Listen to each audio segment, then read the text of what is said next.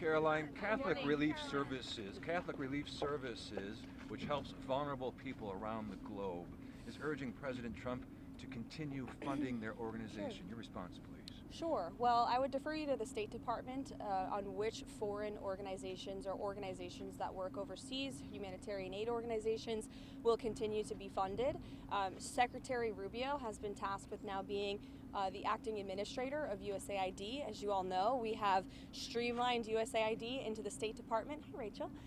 And so we want to ensure that we're being good stewards of the American taxpayers' dollars. He is currently going line by line to ensure that foreign aid to private organizations, public organizations, or government organizations aligns with America's interests. So I defer you to them. And one more, in Nicaragua. Sure, Libby. 2% of federal employees have accepted that buyout that was offered. Is that less than the White House was anticipating? Well, the last time I checked in with Office of Personnel and Management, there was more than 40,000 individuals, federal workers, who had accepted the buyout program. We expect that number to increase, and that alone, just the 40,000, again, we expect it to increase. It's going to save the American people tens of millions of dollars, and we encourage federal workers in this city to accept the very generous offer. If they don't want to show up to the office, if they want to rip the American people off, then they're welcome to take this buyout, and we'll find highly competent individuals who want to fill these roles. Just to follow up on that,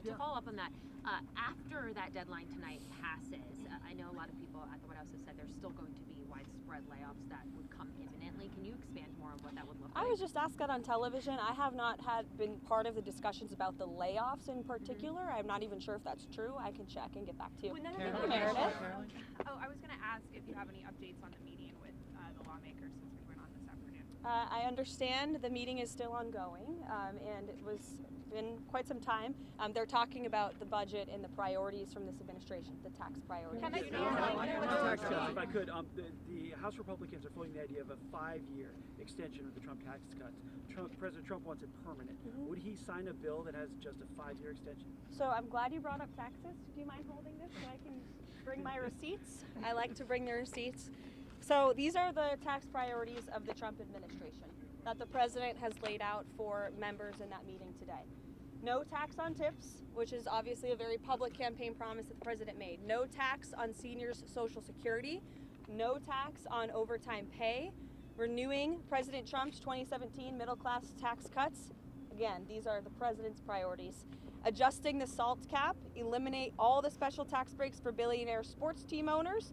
Close the carried interest tax deduction loophole. Tax cuts for Made in America products. This will be the largest tax cut in history for middle-class working Americans. The president is committed to working with Congress to get this done. Permanent extension?